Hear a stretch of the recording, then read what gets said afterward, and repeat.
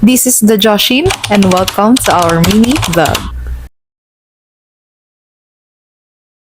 Ngayong araw ang general practice nila Kuya Sayon para sa darating nilang moving up. Medyo napaaga yung punta namin kaya hinayaan ko munang makipaglaro si Kuya Sayon. Nandito na din si Mamita kaya ayan, todo chismis na naman kami. Charis, hindi chismis yung pinag-uusapan namin. Pinag-uusapan namin ni Mamita kung paano namin maitatawid yung moving up kasi iba talaga yung stress namin ngayon. Officers pa more.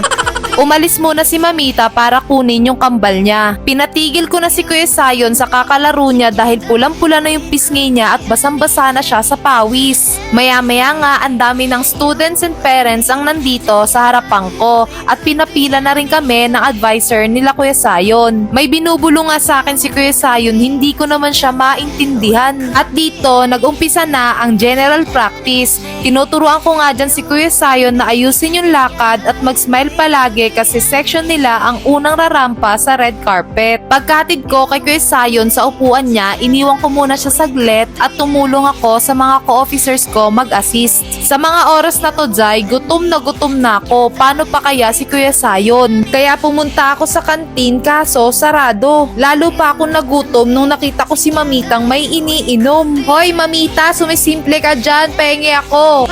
Yung dala niya na plastic para pala sa amin yun ni Kuya Sayon. Nakipagpalit muna ako kay Mamita at hinila ko si Kuya Sayon dito sa likod ng stage. Buti na lang Jai, may dala akong pamaypay. Grabe yung init. Pagkatapos naming pasimpleng kumain, pinabalik ko na si Kuya Sayon sa upuan niya at nagproceed ako sa pag-a-assist. Huy, ang cute talaga ng kambal ni Mamita. Dahil kambal nga yung kay Mamita, sinaman niya yung bunso niyang anak.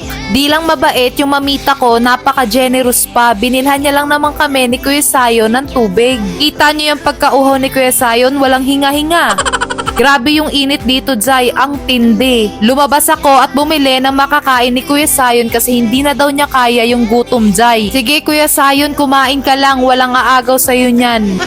O diba, ang tindi ng gutom ni Kuya Sayon? Tinahawak ko lang to kay Kuya Sayon bago ako bumili. Pagbalik ko, ayan, sira na.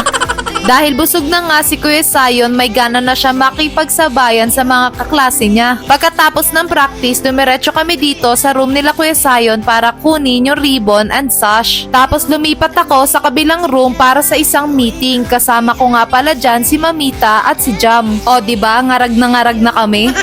Tapos nung kinagabihan, nagkaayaan yung mga katrabaho ni Daddy mag-night rides. Jai, di ako nagpapilde, sumama talaga ako. Para kahit sandali, takasan ko muna tong stress at mga iniisip ko. Imagine ninyo paano ako nakatakas sa mga tiyanak. Simple lang, pinatulog ko muna sila at pinabantayan ko sa kapatid ko. Andito na kami sa Dasmariñas at ito na naman si Riri. Ayaw na naman niya mag-start, buti na lang may kasama kami. Kasi kung wala, ako yung nagtutulak kay Daddy. Feeling ko talaga kaugali ko si Riri, minsan tinutopak. Ayan, nag-start na kaya tuloy ang night rides. Kinakabahan na nga ako kanina kasi baka ano na naman nangyari kay Riri. Imbis na patagaytay kami, baka bagsak namin neto talyer. Andito na nga kami sa Tagaytay at pagpasensyahan nyo na yung kuha ko dyan, si Daddy kasi kala mo hinahabol. At nandito na kami sa Nanas, Tagaytay, Bulaluhan. Hindi talaga dapat ito yung pupuntahan namin pero ito na lang yung nakita naming bukas. Hindi na kami nagpaligoy-ligoy, umorder na kagad kami ng tawilis, gotong Batangas, 5 kanin at 1 plangganang bulalo. Charis! Grabe yung bulalo nila, ang daming laman, tumutulo na tuloy yung laway ko.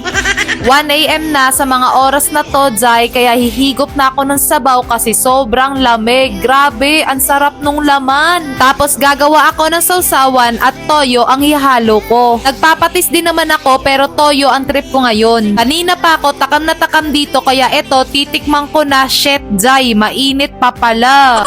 Pero Jai, hindi nyo ako mapipigilan, gusto ko na talagang tikman. Okay, sige, ginusto ko to. O, diba? Parang walang nangyari. Iba ka talaga, Jai.